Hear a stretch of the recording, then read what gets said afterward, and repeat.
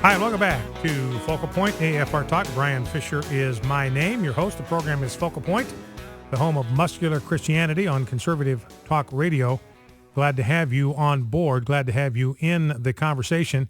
Might have heard about this by now. Fox News planning a major shakeup in its primetime lineup. Sean Hannity has been at the 9 p.m. Eastern time. He is likely, in my judgment, going to remain in the primetime lineup. His show is number 2 or number 3. O'Reilly's been number 1. Hannity's been slipping. I've been noticing the cable ratings, and I think he's fallen behind Greta Van Susteren, maybe even fallen behind Brett Baer. So it used to be O'Reilly and Hannity 1 and 2 in primetime cable. Hannity's been slipping. Megyn Kelly, very well liked. You don't want to get her started on talking about women being full-time homemakers and men being providers. Don't get her started on that. She will turn into the Dragon Lady. But outside of that, very likable, very appealing, very popular, obviously well-liked by the Fox News people. So she's going to go into Hannity's slot at 9 o'clock. So we'll see how all of that works out. Now, Jeff Reed, my producer, pointing another headline out to me on Drudge, NFL to crack down on excessive celebrations this season. You know, they always say that the NFL is the no fun league, and this is exactly why they call it that. So they're going to crack down on excessive celebrations. You can't spin the ball. You can't do any kind of military salute. You can't do any kind of a home run swing. You can't do any kind of an Incredible Hulk imitation. You can't do any kind of pointing, or that's going to be a 15-yard unsportsmanlike conduct. So they're taking all of the fun and all of the energy out of the game. I mean, that's what these guys are doing is I'm fine with getting in an opponent's face and taunting him. I'm fine with that. You know, we ought to have some standards of sportsmanship here.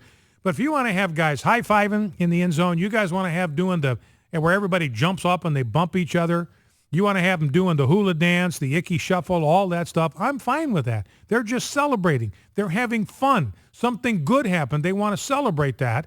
They want to be able to enter into the same kind of excitement that the fans in the stands are experiencing. Apparently these guys, the NFL wants these guys to look like they just got out of a business meeting or something like that and act accordingly. And a related story, the Slate, which used to be owned by the Washington Post, Washington Post was bought by Jeffrey Bezos of Amazon, the guy that sells Scooby-Doo lunch boxes and Barbie roll-on lip gloss, completely freaking out the left at what this Yahoo is doing to their iconic newspaper. Slate's now independent of the Washington Post. Washington Post still referring to the NFL football team in the nation's capital as the Redskins. Slate is saying we're not going to do that anymore. We are no longer going to call them the Redskins. They haven't said what they're going to use in its place, but they're going to say this is offensive and it's tacky and dated, like the old aunt who still talks about colored people. Well, if it's tacky and dated, I mean, Slate needs to get hold of the NAACP. What does NAACP stand for? The National Association for the Advancement of what? Of colored people. Now, we've suggested that the truest meaning of NAACP is the National Association for the Abortion of Colored People, because the bulk of, an outsized percentage of abortions are done on black women. Now, a story today, there's one lone remaining abortion clinic in the state of Mississippi, and yesterday a woman got sent to the hospital. This is down in Jackson, Mississippi, the capital city of Mississippi. A woman got sent to the hospital in an ambulance. They pull her out of the abortion clinic at 12:20 p.m. on a gurney, and she was covered head to toe with a blanket. They load her into the back of an ambulance. You've got pro-lifers there that are praying right there in front of the clinic. They see this going on. There's video of it. There are pictures of it. The abortion clinic volunteers, they tried to surround the pro-life activist and tried to block their cameras. This is obviously something they do not want people to be aware of. The amount of, the number of complications that occur with surgical abortions. And remember, this guy has no hospital privileges. This guy can't go with his patient to the hospital. Hospitals won't give them admitting privileges. Now, Mississippi's got a rule. If you don't have admitting privileges, you can't do surgical abortions. Well, this clinic is still out there doing them. They haven't been shut down yet because of activist judges. Now, if there was ever an instance that ought to inject some urgency into this. Now, we don't know what's happened. I don't have any more information about what happened to this woman, whether her uterus was punctured, whether her cervix was punctured, typically there's a lot of hemorrhaging. And a lot of times the abortion clinic will wait as long as they can because they don't want to admit it.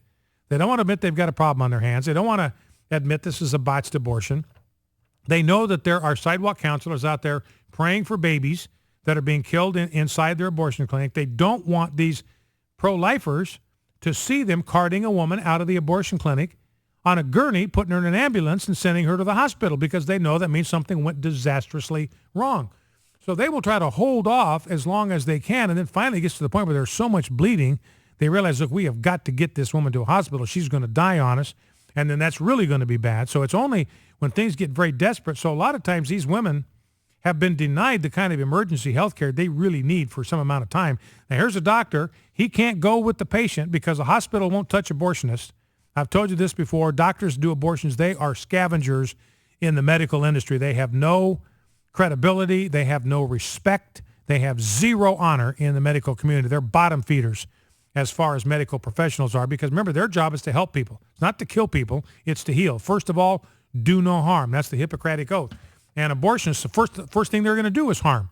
They're going to harm the baby. And here we see they're going to wind up harming a lot of the mothers that come in there. So this is a one incident example that there needs to be some urgency behind this to get this place shut down. Not only are babies dying, but women are being injured. So that's the latest on the pro-life front. Now, I want to shift gears a little bit if we can, Rob, maybe grab a second